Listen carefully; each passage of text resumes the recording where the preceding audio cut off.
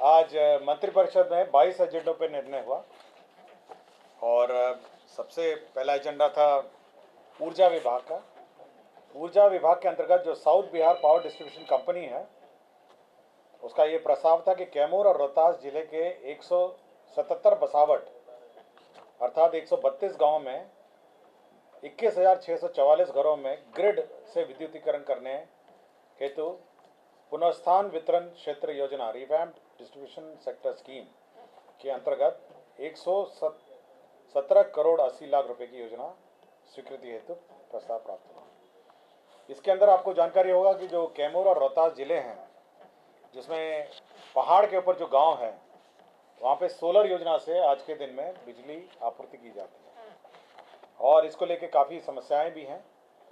अब यह निर्णय हुआ कि वहाँ पर भी ये जो वायर्ड स्कीम है, जो तार से जो बिजली जाती है, उसके अंतर्गत रोहतास के कैमूर और रोहतास के 177 बसावट 132 गाँव में 21,644 घरों में बिजली की आपूर्ति अब वायर्ड सिस्टम, जो तार वाला सिस्टम है, उसके माध्यम से भी की जाएगी।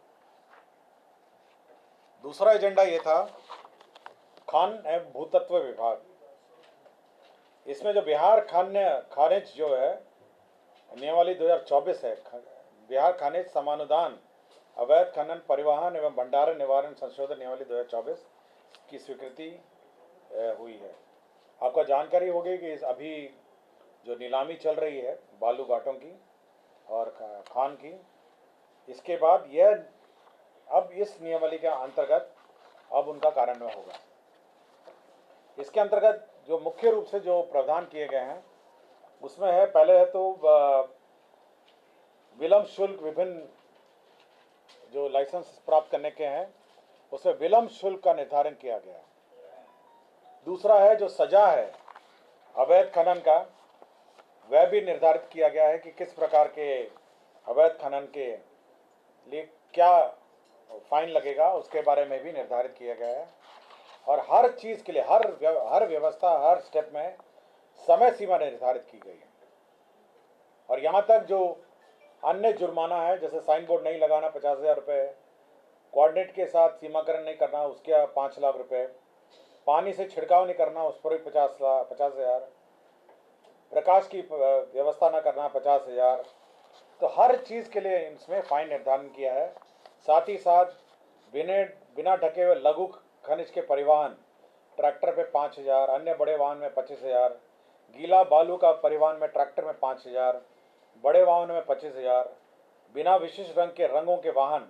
आपको जानकारी होगी कि अब जो बालू या जो खनिज ढोएंगे उनका एक विशिष्ट रंग भी होगा, कलर कोडिंग। अगर उस कोडिंग में नहीं होगा तो प्रथम बार उल्लंघन में 1 लाख रुपए है और दूसरी बार अगर किया जाएगा तो उसको अवैध खनन माना जाएगा। तो जीपीएस डिवाइस आपको अधिष्ठापन करना है, अगर नहीं कीजिएगा ट्रैक्टर में तो 20,000, अन्य बड़े वाहन में 1 लाख। तो हर चीज़ के लिए फाइन निर्धारित किया गया है। साथ ही साथ जो मट्टी जो माइनिंग है, अगर आप व्यक्तिगत रूप से माइनिंग कर रहे हैं मट्टी अपने व्यक्तिगत कार्यों के लिए, तो उस पर कोई रॉयल्टी नहीं है और आप नॉन कमर्शियल यूज़ के लिए आप यूज़ कर सकते हैं। अन्यथा यदि कमर्शियल यूज़ के लिए अगर आप मट्टी का खदान कर रहे हैं तो उसको भी रॉयल्टी के श्रेणी में लाया गया है। और साथ ही साथ जो हमारे कोसी, बाढ़ और अन्य स्थानों पर जो किसानों के खेत में बालू जम जाता है उसको हटाने की भी छूट है। तो हर चीज़ के लिए इस नियमावली में प्रावधान किए गए हैं और अब जो जितने भी अब नए बंदोबस्त होंगे तो सभी इसके माध्यम से किए जाएंगे। फाइन में आपको पूरा डिटेल भेज दूंगा, दे दूंगा सभी का। खैर मैं पढ़ देता हूँ। अभी बड़ी कॉम्प्लिकेटेड व्यवस्था थी, सीओ से सर्टिफिकेट लेना और ये सब है, तो अब भी बहुत सरलीकरण कर दिया है कि उसमें आपको नहीं करना है, मतलब नहीं फाइन होगा। अब अगर अपने लिए अलाउड, हाँ अपने लिए अलाउड है। अगर उसको आप बेचने लग जाएंगे तो कोई प्रॉब्लम है।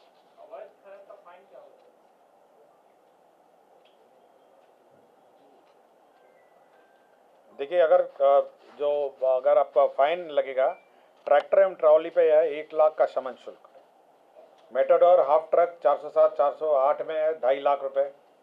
फुल बॉडी ट्रक वाहन में 6 चक्का वाले में 4 लाख रुपए। डंपर में 8 लाख रुपए। क्रेन, नाव, excavator, loader, power hammer, compressor, drilling machine में है 10 लाख रुपए। तो हर चीज़ में फाइन लगा दिया गया इस पर, और फाइन बढ़ा दिया गया है और प्रक्रिया निर्धारित की। गृह विभाग का प्रस्ताव था।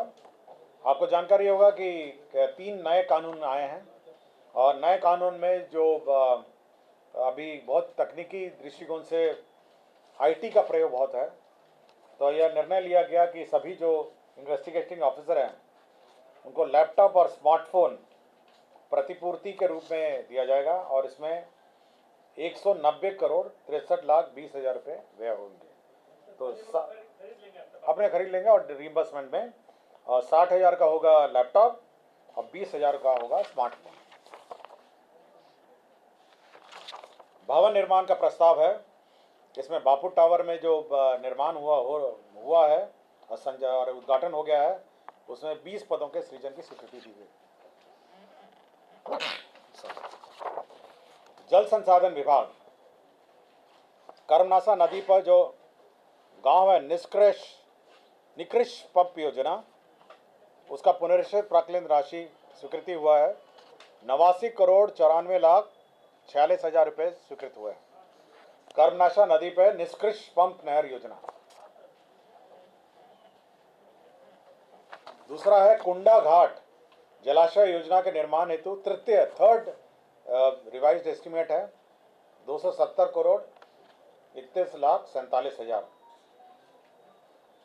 ये कुंडा घाट जलाशय योजना है, ये जमुई जिले के सिकंदरा प्रखंड के अंतर्गत बवार नदी पर अवस्थित है। तो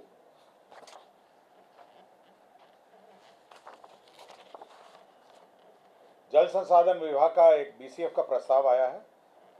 जल संसाधन के जो भारत सरकार की योजना है प्रधानमंत्री कृषि सिंचाई योजना, इसमें 49 करोड़ का ये बीसीएफ एडवांस कंटीजेंसी एडवांस आया है प्रस्ताव।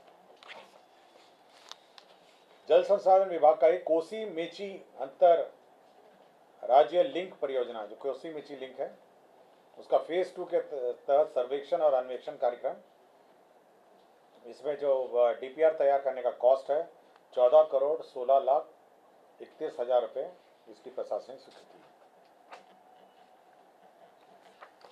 एक डॉक्टर साहब थे, डॉक्टर जनार्दन प्रसाद सुकुमार, तत्कालीन क्षेत्र अपर निदेशक स्वास्थ्य सेवाएं पटना प्रमंडल, इनको डिसमिस किया गया था। माननीय उच्च न्यायालय ने इनको रिस्टोर कर दिया है, और इसलिए इनको सेवा से बर्खास्तगी कर जो दंड है उसको निरस्त कर दिया।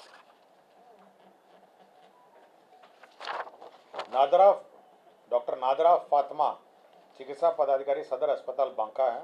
ये 14/7/2016 से अनधिकृत रूप से अनुपस्थित है, इनको सेवा से बर्खास्त किया गया।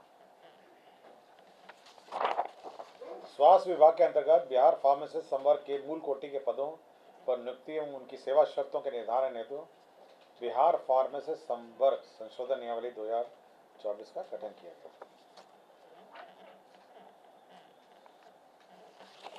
लोक स्वास्थ्य अभियंत्रण विभाग के अंतर्गत कार्य निरीक्षक संवर्ग, जो हमारे जो इतने ब्लॉक में कार्य चल रहे हैं, पंचायतों में पेयजल योजना चल रही हैं, उसके अंतर्गत कार्य निरीक्षक संवर्ग के कर्मियों के सुव्यवस्थित प्रबंधन, नियुक्ति तथा सेवा शर्त के विनियमन हेतु लोक स्वास्थ्य अभियंत्रण विभाग क्षेत्र निरीक्षक संवर्ग नियमावली 2024 की स्वीकृति है।